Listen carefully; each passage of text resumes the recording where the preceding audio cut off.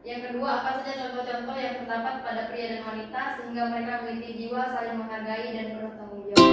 Itu ya.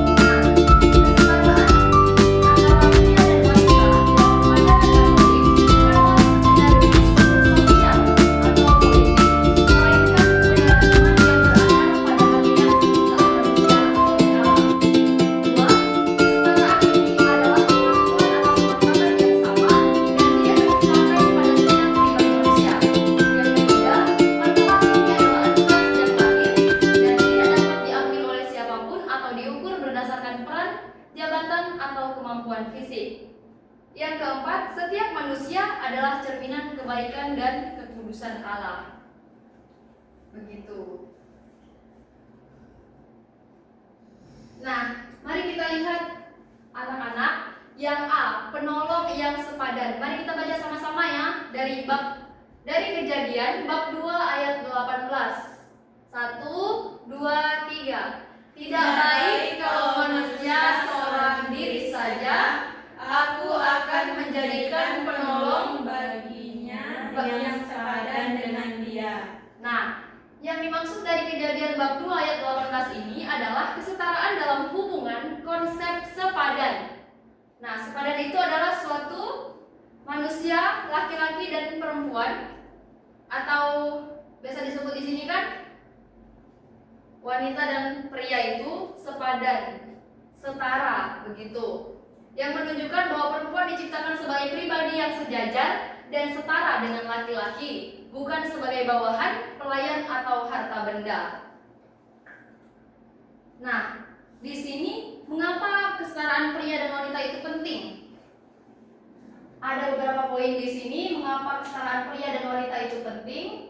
Yang pertama, agar tidak ada perlakuan yang tidak adil berdasarkan jenis kelamin. Yang kedua, membantu menciptakan masyarakat yang adil dan harmonis. Yang ketiga, mendukung kemajuan bangsa karena semua orang berkontribusi secara setara. Nah, Eva dan Siska, ibu mau tanya, yang pertama ini agar tidak ada perlakuan yang tidak adil berdasarkan jenis kelamin itu seperti apa? Yang pertama, seperti apa? Contohnya?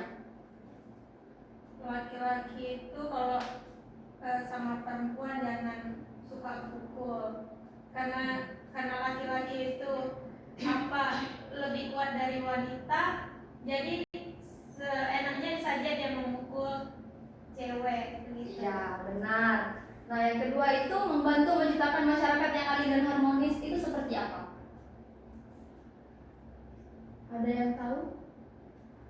Hidup rukun, saling menolong, setelah itu membantu sesama. Baik, terima kasih Eva. Lalu yang ketiga itu mendukung kemajuan bangsa karena semua orang berkontribusi secara setara. Seperti apa? Contohnya satu aja. Gotong royong. Nah, betul ya. Terima kasih Eva. Sekarang kita lihat lagi. Yang C-nya itu bagaimana mewujudkan kesetaraan pria dan wanita. Yang pertama, terdapat di situ memberikan akses pendidikan yang sama bagi pria dan wanita. Yang kedua, memberikan peluang kerja yang setara tanpa membeda-bedakan. Yang ketiga, membuat dan menjalankan kebijakan yang mendukung hak-hak wanita dan pria secara setara. Yang keempat, mendorong partisipasi wanita dalam politik dan kepemimpinan, memberi kesempatan kepada teman yang berbeda jenis kelamin atau latar belakang untuk berpartisipasi dalam kegiatan.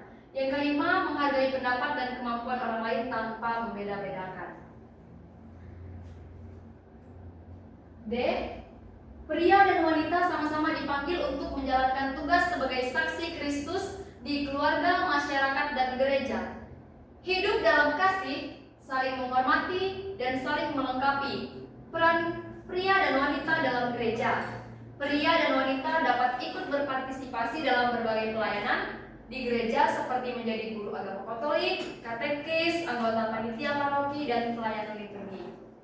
Nah, dari keempat aspek ini, ada yang ingin kalian tanyakan? Tidak ada, Bu. Berarti sudah paham ya? Paham, Bu. Nah, di sini Gereja Katolik mengajarkan bahwa kesetaraan tidak berarti harus sama persis dalam peran dan fungsi, tetapi harus dihargai dan diakui peran masing-masing dengan adil dan hormat. Kesetaraan dalam gereja berarti laki-laki dan perempuan atau biasa disebut pria atau wanita itu memiliki martabat yang sama sebagai ciptaan Allah dan sama-sama berhak ikut serta dalam kehidupan gereja sesuai dengan panggilan dan peran mereka. Nah, kesimpulannya itu bahwa kesetaraan wanita dan pria itu mengakui martabat yang sama adalah kunci untuk hidup dalam kasih dan keadilan. Kita dipanggil untuk menjadi agen Kristus yang mewujudkan kesetaraan ini dimanapun kita berada. Pria dan wanita adalah hal penting yang harus dijaga agar tercipta masyarakat yang adil dan sejahtera. Semua pihak, terutama generasi muda, memiliki peran besar untuk mewujudkannya. Nah, jadi teman-teman, jadi anak-anak, kesetaraan pria dan wanita itu adalah suatu hal penting yang harus kita jaga. Nah, di mana agar tercipta masyarakat yang adil dan sejahtera. semua pihak, terutama generasi muda. Kita yang ini berada di sini kan masih muda nih, memiliki peran besar untuk mewujudkan kesetaraan tersebut. Begitu ya anak-anak. Baik, Bu. Nah, sebelum Ibu memberikan tugas nih, ada pertanyaan lagi terkait kesetaraan wanita dan pria.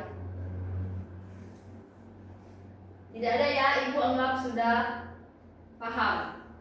Nah, jangan lupa catat ini ya. Ini sebagai rangkuman mengapa martabat yang sama itu adalah kunci untuk hidup dalam kasih dan keadilan.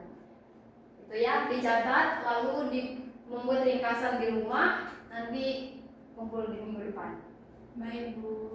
Oke, sampai jumpa di minggu depan. Sebelum kita pulang, marilah satu orang bawa kita dalam doa dulu. Siapa? Siska. Baik, silakan Siska. Marilah kita bersatu di dalam doa. Demi Kristus Tuhan dan pengantara kami. Amin. Yeay.